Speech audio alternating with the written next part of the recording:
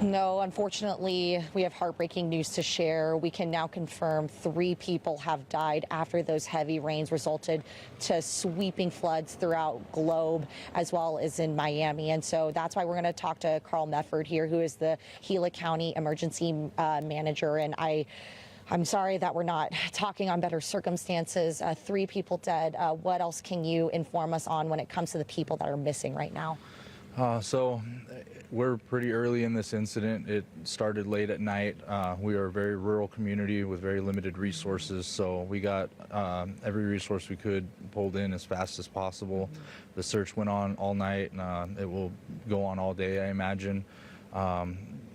It's devastating, it really is, and the magnitude is really hard to process. I grew up here, and I don't recognize the town that I grew up in right now. I was going to say, what was your initial thought? I know you work with emergency management, so you've seen a lot of stuff, but to go through the town of Globe and seeing it like this, can you believe it?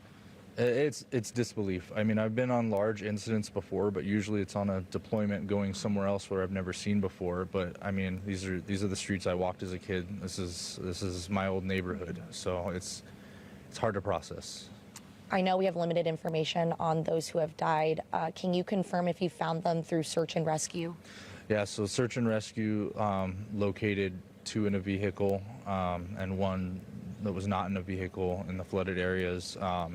DPS has been helping us out with air support, and that's been a tremendous help for us because with such a large area, they help to identify where the vehicles were and where the debris piles were, and that's where the search has been focusing so far. We've been getting a lot of different reports on, Facebook, different media outlets on people that are still missing. Is there any update that you can give on those search and rescue efforts of the missing? Not at this time.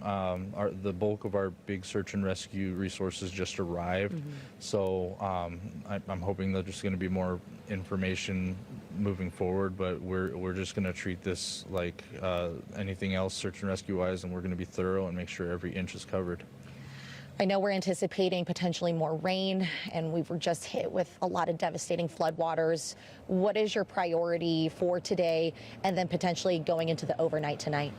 It's a combination of safety for those still alive and searching for those that may not be. Also, with rains incoming, we need to closely monitor because the last thing we want is to lose a searcher to rainstorms again. It's devastating, and of course, with the amount of debris, it's really unknown how these waterways will handle the passage of water right now. Yeah. Carl, thank you so much for giving us that update. We do really appreciate it.